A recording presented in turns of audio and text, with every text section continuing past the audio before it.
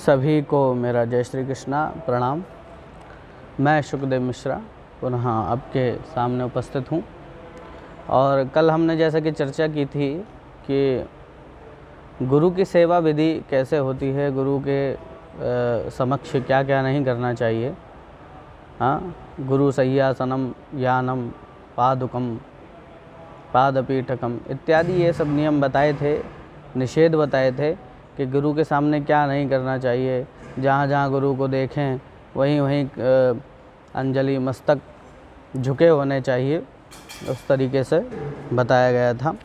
और उसके बाद विशेष बताया था कि श्री गुरुदेव भगवान का नाम किस प्रकार उच्चारण करना चाहिए। और अभक्ति से तो गुरु का नाम लेना ही नहीं चाहिए, निषेध ही है। तत्पश्चात अगर गुरु का नाम लेना पड़ जाए तो हम किस प्रकार से ले सकते हैं, तो वो आपको बताया था। और पूर्व में हमने गुरु के लक्षण बताए, अगुरु के लक्षण बताए, शिष्य के लक्षण बताए, अशिष्य के लक्षण बताए। तो जो गुरु और शिष्य के लक्षण दोनों के हमने जो बताए हैं, उन दोनों में ही अगर दोनों के गुण ना हों तो कितना महादोष होता है, उसको श्री नारद पंचरात्र में बता रहे हैं कि कैसा महादोष होता है। तो बता रहे हैं कि यो भक्ति न्याय रहितम अन्यायेन शृणोति यः तावुभौ नरकम घोरम व्रजतः कालमक्षयम्। यो भक्ति, भक्ति मतलब जो बोलता है, मतलब गुरु। अगर कोई गुरु है और न्याय रहित है, अर्थात जो न्याय से रहित का तात्पर्य है वेद वेदांग के पुराण उपनिषदों के ज्ञान से जो रहित है, और वो उपदेश करता है किसी शिष्य को या शिष्य बना लेता है, तो क्या होता है, ताबुभु नरकम घोरम, नरक जाता है बोलने वाला भी। और इधर कह रहे हैं कि अन्यायेन शृणोति यः, और शिष्य बनने का अधिकारी ना हो करके जो श्रवण करता है, जो ज्ञान को ग्रहण करता है, वो भी नरकगामी होता है। दोनों का लोभी गुरु लालची चेला, दोनों नरक में ठेलम ठेला, ऐसी एक कहावत है। तो महाराज, गुरु को गुरु के लक्षण से युक्त होना चाहिए और शिष्य को शिष्य के लक्षणों से युक्त होना चाहिए। तो ये श्री नारद पंचरात्र में कहा है। और जब गुरु गुरुता को प्राप्त हो जाए और शिष्य शिष्यता को प्राप्त हो जाए, तब शिष्य गुरु के सामने जा कर के प्रार्थना करे।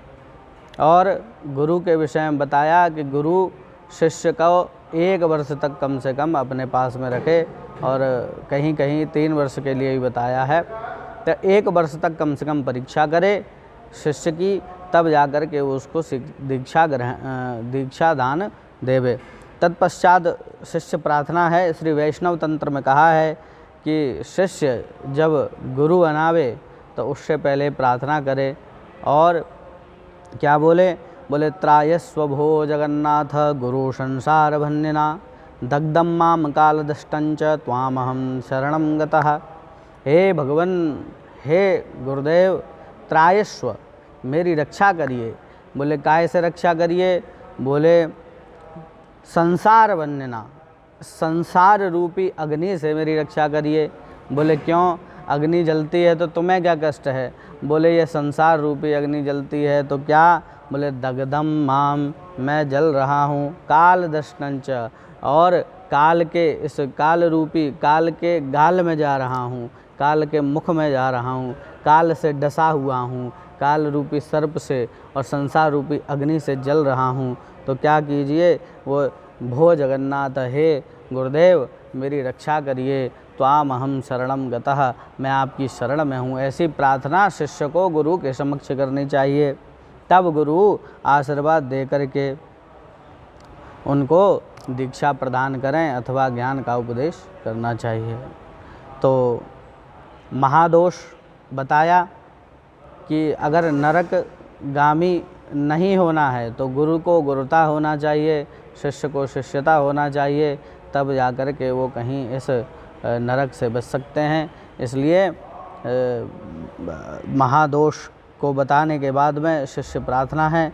उसके बाद श्री भगवान महात्म्य हैं कि भगवान वासुदेव को सर्वोपरि कहाँ कहाँ कैसे कैसे बताया गया है, और प्रमाणों के साथ सिद्ध करते हुए श्रीमद् भागवत और अन्य ग्रंथों के भी हम उदाहरण लेंगे, वो अगले वीडियो में लेंगे। तब तक इस वीडियो को यहीं समाप्त करते हैं। आपको ये वीडियो कैसा लगा ज़रूर बताइएगा। तब तक के लिए आपको जय श्री कृष्णा, जय श्री राधे।